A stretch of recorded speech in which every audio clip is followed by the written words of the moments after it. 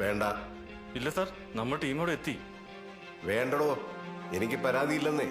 അല്ല സാർ, അത് തൽക്കാലം ഒരു ആക്ഷനും എടുക്കണ്ട. സ്റ്റീവൻ. സാർ. അറസ്റ്റ് വേണ്ട. Okay sir.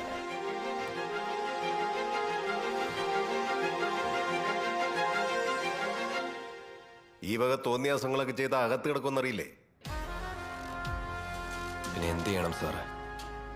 ഞങ്ങളെപ്പോലുള്ള സാധാരണക്കാർക്ക് സ്വന്തം നാട്ടിൽ സമാധാനത്തോടെ ജീവിക്കാൻ പറ്റിയില്ലെങ്കിൽ പിന്നെ എന്താ ചെയ്യേണ്ടത്? കേരളത്തിലെ 3.25 കോടി ജനങ്ങളും കൂടി ഇങ്ങനെയൊക്കെ ചെയ്താ ഞാനെന്ത് ചെയ്യും? എന്താ എനിക്ക് പറയാനുള്ളത്? പറ.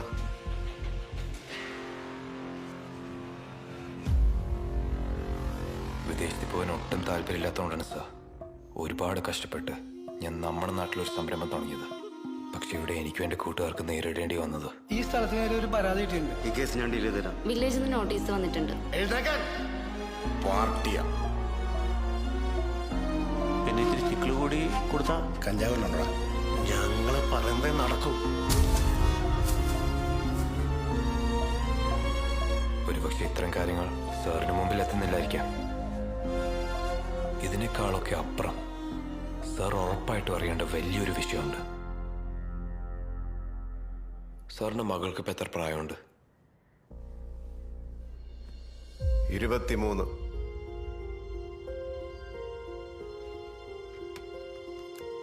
ആ പ്രായത്തിലൊരു കുട്ടിയാ. എൻ്റെ പേര് ജ്യോതി. പത്തനംതിട്ടയിലാണ് വീട്.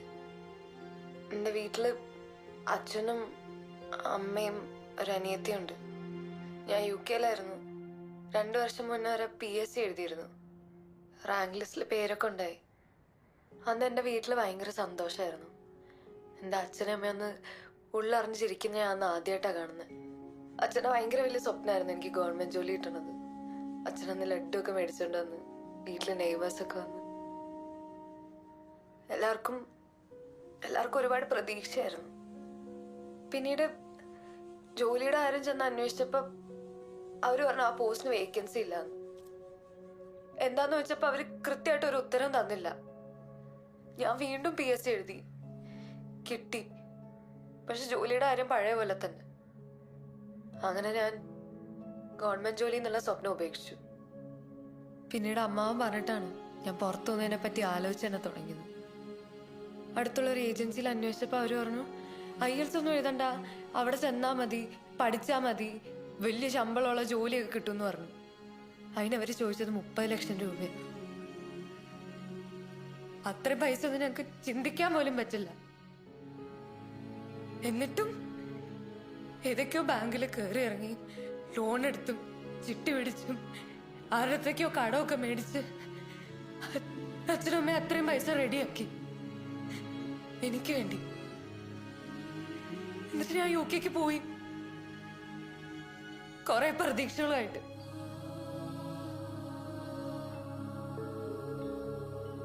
പക്ഷെ ലക്ഷക്കണക്കിന് ആൾക്കാരിൽ ഒരാൾ മാത്രമായിരുന്നു ഞാൻ. ഏജൻസികൾ പറഞ്ഞ പോലെ ഒന്നും അല്ല അവിടെ. ഞാനെന്തൊക്കെയോ സൂപ്പർ മാർക്കറ്റിലും ഹോട്ടലിലും പാത്രം കഴുകി ടോയ്ലറ്റ് കഴുകി എന്തൊക്കെയോ ജോലി എടുത്ത് അവിടെ ജീവിച്ചത്. എന്റെ ചെലവ് പോട്ടെ, എനിക്ക് മാസം വീട്ടിലേക്ക് അമ്മയ്ക്ക് അച്ഛന് കാശ് അയച്ചു കൊടുത്തില്ലെങ്കിൽ അല്ലെങ്കിൽ ഞാൻ ഇവിടെ നിന്നിട്ട് കാര്യമില്ല. എനിക്ക് പഠിക്കാനൊന്നും പോകാൻ പറ്റിയിട്ട് പോലുമില്ല. യൂണിവേഴ്സിറ്റിയിലേക്ക് ഞാൻ ഒരാഴ്ച പോയിട്ടുള്ളൂ. എന്റെ മാനസികാവസ്ഥയും ശാരീരികാവസ്ഥ ഒന്നും അതുകൊണ്ട് എനിക്ക് പഠിക്കാനൊന്നും പറ്റിയിട്ട് പോലുമില്ല.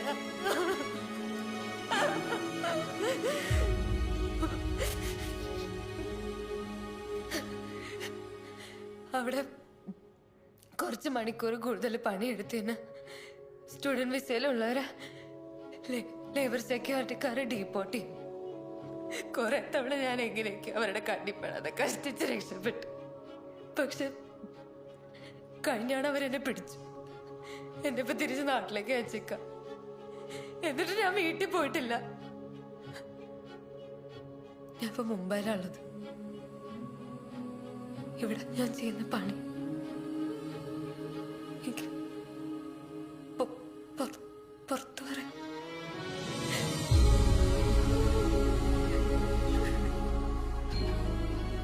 നിർത്തു.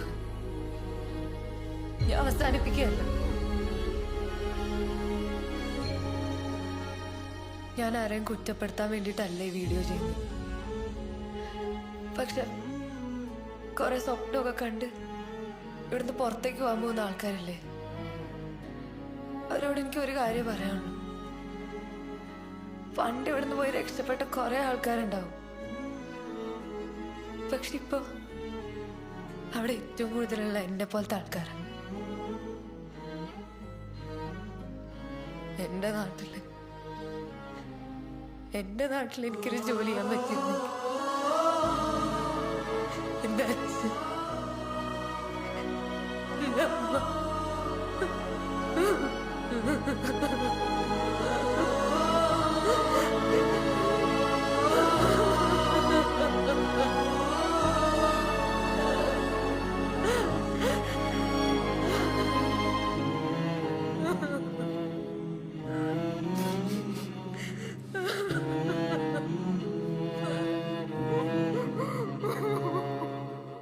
മഞ്ഞുമലരേ മഞ്ഞുമലരേ കണ്ണിൽ നിറയെ മിന്നും മുഖമേ വെള്ളി വെയിലാൽ പൊള്ളും ഉയിരോ തന്നെ ഒരു നാൾ ജന്മം മൊഴിയായി നെഞ്ചിലൊരു നീരിഴ പന്തലൊരുക്കാൻ മെല്ലെ നിനക്കുറങ്ങാമിനി അവിടെ കുഞ്ഞിതളെ ഒരായിരം കിനാവുമായി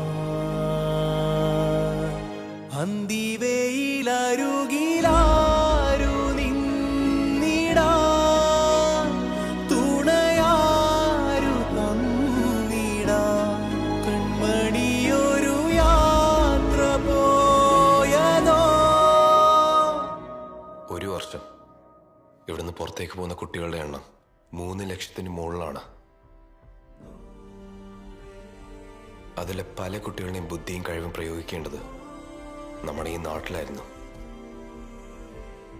സാർ ഒരു സ്ഥലത്തും പ്രചരണത്തിന് മറ്റു പോകുമ്പോൾ സാറിന്റെ പിന്നാലെ നിൽക്കുന്ന ആയിരക്കണക്കിന് അണികളിൽ എത്ര പേരാ 40 വയസ്സിന് താഴെയുള്ളവർ? സാറും തിരിഞ്ഞു നോക്കിയിട്ടുണ്ടോ സാർ കഴിഞ്ഞിട്ട് എന്തുമായിരിക്കുമെന്ന്? ഇപ്പോഴും സാറിനെ വിശ്വസിക്കുന്ന ഒരുപാട് പേരുണ്ട്. ഒരുപക്ഷെ അവർ പാർട്ടിക്ക് വേണ്ടി കൊടി പിടിക്കാനോ ജയ വിളിക്കാനോ വരില്ല. പക്ഷെ അവരുടെയും കൂടെ വോട്ടിന്റെ ബലത്തില്ല ഇവിടുത്തെ MLA മാരും മന്ത്രിമാരും അവരുടെ കസേരയിൽ ബലം പിടിച്ചിരിക്കുന്നത്.